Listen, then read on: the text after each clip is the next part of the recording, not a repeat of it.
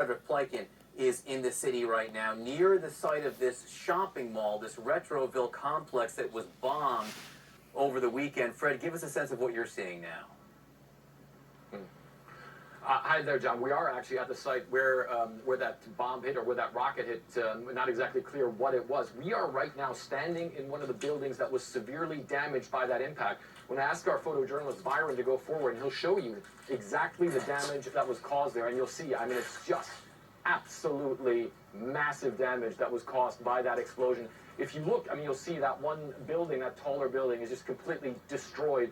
Pretty much all the rooms in that building seem to be destroyed. And if you look in the middle, there's sort of still a sign laying there. That is a gigantic impact crater right on what appears to be the parking lot. You can see there's still a lot of cars that are destroyed around there. You can see there's obviously a lot of debris that's laying around there. One of the things, John, that so far we have not been able to ascertain is what exactly the Russians thought they were targeting here. Because as you can see, this is a shopping center. It's a regular shopping center. There doesn't seem to be any sort of military installation that we could see, or any sort of military gear that might be destroyed in that area. It simply seems to have just hit right here in the parking lot, and then obviously killed several people in the process. The latest that we have from the mayor of Kyiv, Vitaly Klitschko, is he says that 8 people were killed when that missile or bomb or whatever it was dropped here. But it was clearly some pretty massive ordnance. And the house that we're standing in here right now was also badly damaged. All of the windows were destroyed.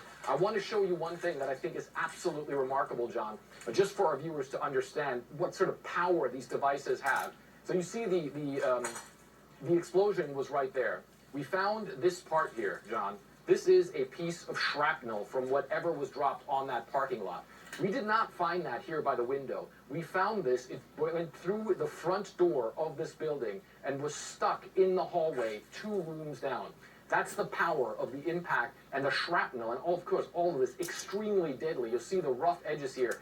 Anybody who would have been in this building, and the folks who own this apartment, they told us that they bought it 3 months ago. Luckily, they were not here when this impact hit. Obviously, anybody who would have gotten this would have been killed. This went right through the front door of this building. If we pan down, it's going to be a little bit difficult to do because the room's very small here. You can see that here there's all sorts of glass. This entire window has been blown out. That's pretty much what this entire apartment looks like. So the impact of this weapon, John, was absolutely gigantic. The explosion was absolutely gigantic. And you can see over there, obviously, a lot of that mall was destroyed over there.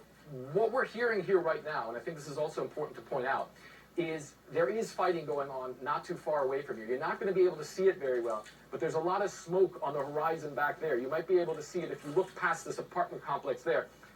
It's pretty close that some of these shells are either outgoing or impacting. We've heard rocket fire going out.